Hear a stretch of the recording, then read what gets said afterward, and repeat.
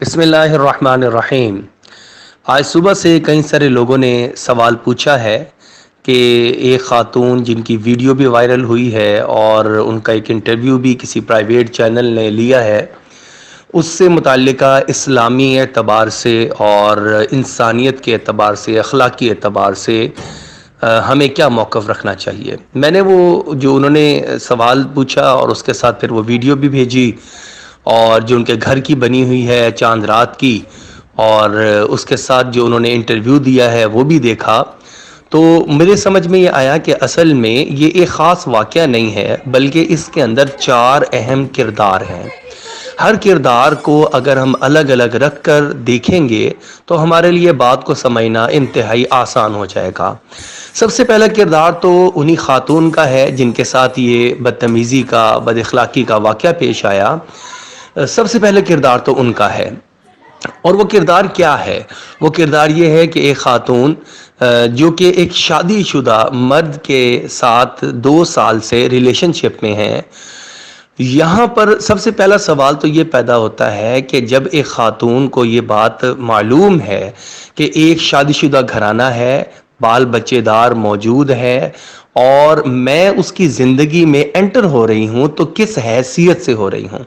سب سے پہلے تو مذہب بھی، ہمارا معاشرہ، تہذیب بھی، ہماری انسانیت بھی اور ہماری اخلاقیات بھی سب سے پہلے تو اس بات کا تعین چاہتی ہیں کہ ایک نامحرم عورت جب کسی مرد کی زندگی میں انٹر ہونا چاہتی ہے تو اس کی حیثیت کیا ہوگی؟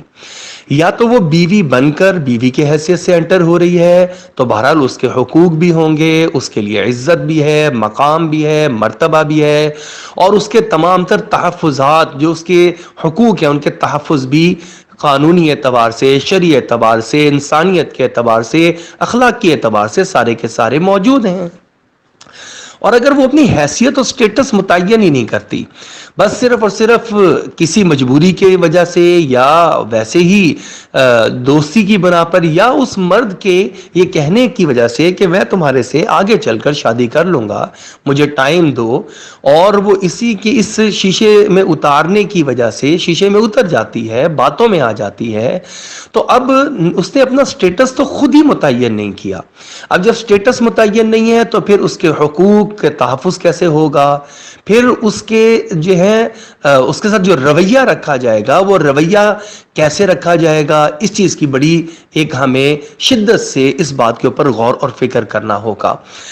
جب ہمیں ایک خاتون کو خاص طور پر یہ بات معلوم ہوتی ہے کہ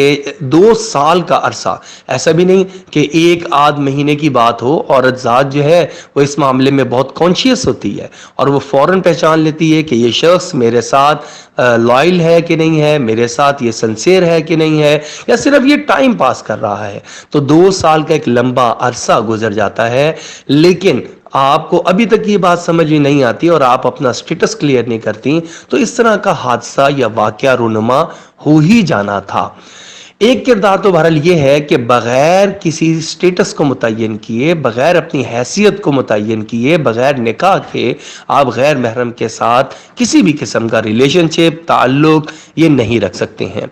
دوسرا کردار جو ہے وہ عثمان نامی شخص کا ہے کہ جو کہ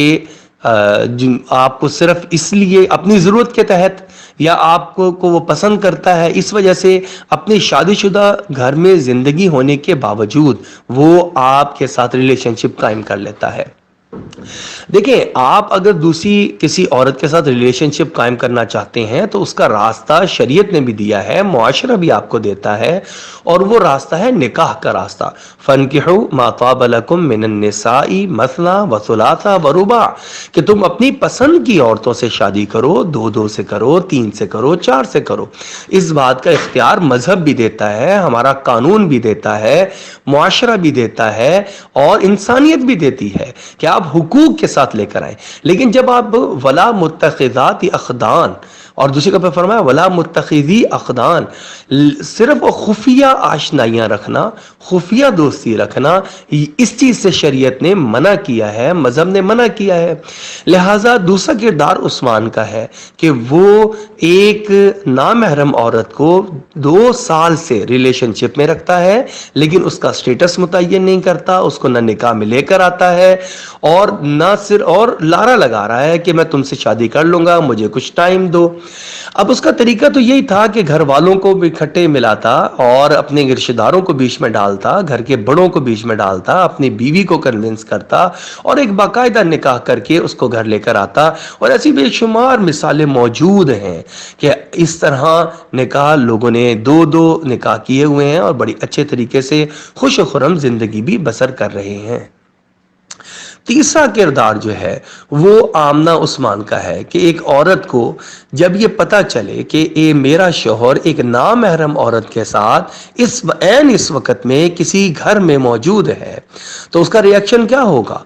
اس کا ریاکشن ظاہری بات ہے ایک آگ بگولا ہونے والا ہی ہے۔ یہ مذہب بھی اس کو ظاہری بات ایسی بات کی اجازت دیتا ہے کہ غیرت ہونی چاہیے اس کے اندر، اور معاشرہ تہذیب بھی اس بات کی اجازت دیتی ہے کہ اس کو اس بارے میں حمیت ہونی چاہیے، غیرت ہونی چاہیے کہ میرا شوہر جو ہے اس کو کوئی عورت ڈیٹریکٹ نہ کرے یا میرا شوہر کسی عورت کو ڈیٹریکٹ نہ کرے۔ لہٰذا اس بات پر تو بات ہو سکتی ہے کہ ان کو اس طریقے سے گارڈ کے ذریعے سے دیواروں کو پھلانگنا، دروازوں کو جو ہے وہ کھولنا اور کھول کر کسی کی پرائیویسی، چادر اور چار دیواری کے حقوق کو پامال کرنا اور جا کر پھر آگے سے تشدد کا نشانہ بنانا، بال کھینچنا اور چیزوں کو توڑ پھوڑ کرنا، اور یہ رویہ بے شک ان کا جو ہے وہ قابل مذمت ہے۔ لیکن آپ ذرا سوچیں کہ اس عورت کے ذہن پر اور اس کے گھر میں کیا گزر رہی ہوگی کہ جس کو پتہ اس کو گھر اپنا ٹوٹتا ہوا نظر آ رہا ہو۔ وہ تو اس وقت میں ایک زخمی شیر کی طرح ہے کہ جس کو جو ہے آپ زخم لگا دیں تو وہ اپنے سے بڑھ کر ایک طاقت لگا دیتا ہے دشمن کو زیر کرنے کے لیے۔ بہرحال یہ ان کا کردار بھی کچھ حد سے تجاوز کیا ہوا ہے، ان کے جذبات اپنی جگہ پر، لیکن اس کا طریقہ کار اس سے بہتر اختیار کرنا چاہیے تھا۔ چوتھا کردار ہم سب کا ہے، ہمارے معاشرے کا ہے، ہمارے میڈیا کا ہے۔ یہ تو ایک واقعہ ہے جو کہ سامنے آ گیا، یہ ہر تیسرے گھر کی کہانی بننے جا رہی ہے۔ ہمارا میڈیا اس طرح کے ڈرامے دکھا رہا ہے جس کے اندر یہ چیزیں پروموٹ کی جا رہی ہیں، جس میں دکھایا جاتا ہے کہ ایک شادی شدہ مرد ہے، گھر میں اس کی ایک الگ لائف ہے، باہر اس کی ایک الگ لائف ہے۔ ایک شادی شدہ عورت ہے، اس کی گھر میں ایک الگ لائف ہے، اس کی اپنے کام والی جگہ پر ایک الگ لائف ہے،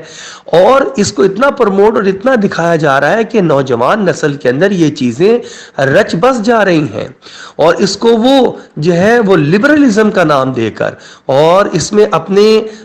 جو حقوق کا تحفظ اور اپنی مرضی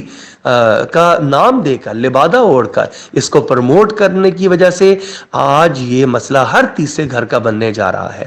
اگر آج ہم نے اپنے اس رویے پر غور نہ کیا، ہم نے اس رویے کو پر نظر ثانی نہ کی، ہم نے اپنے میڈیا کا رخ درست نہ کیا، ہم نے اپنے اس پر آواز نہ اٹھائی، تو یہ خدا نہ خواستہ ایک گھر کا نہیں بلکہ بے شمار گھروں کا ایک لاوا ہے جو کہ پکا ہوا ہے۔ کئی جگہ پر یہ لاوا ابل بھی پڑتا ہے لیکن ہمارے سامنے نہیں آتا، اس لیے کہ وہ ایک عام گھرانے ہوتے ہیں۔ بلکہ میں تو یہ سمجھتا ہوں کہ ہمارے لڑائی جھگڑے، حتیٰ کہ اس سے آگے بڑھ کر یہ جو ہمارے حادثات ہو رہے ہیں، حادثات میں یہ جو قتل و غارت گری ہے، غیرت کے نام پہ قتل ہے، ان ساری چیزوں کے پیچھے وجوہات اگر ہم غور کریں تو وہ یہی بنتی ہیں کہ ہم مذہب کو، اخلاقیات کو، اپنی اقدار کو نہ فالو کر رہے ہیں، نہ اس کا پرچار کر رہے ہیں، بلکہ اس کے خلاف بات کو لے کر جا رہے ہیں۔ اگر ہم نے اس کو یہاں پر نہ بند باندھا اور نہ روکا تو خدا نہ خواستہ یہ چیز بڑھے گی اور اس کی آگ زیادہ گھروں تک پھیلے گی۔ اللہ جل شانہ سے دعا ہے اللہ جل شانہ اس ایک واقعے کو ہی ہماری آنکھیں کھولنے کا ذریعہ اور سبب بنا دے۔ وہ بچیاں جو کہ نوجوان اس طرح کے فریب میں ہیں وہ بھی اپنے آپ کو سنبھال لیں، وہ مرد جو کہ کسی نامحرم عورتوں کے ساتھ اس طرح کا ریلیشن شپ قائم کرنے کے در پہ ہیں وہ بھی اپنے آپ کو سنبھال لیں۔ والدین کو بھی اپنے آپ کو سنبھالنا ہوگا، کردار ادا کرنا ہوگا۔ اللہ جل شانہ ہم سب کا حامی و ناصر ہو اور ہم سب کی حفاظت فرمائے۔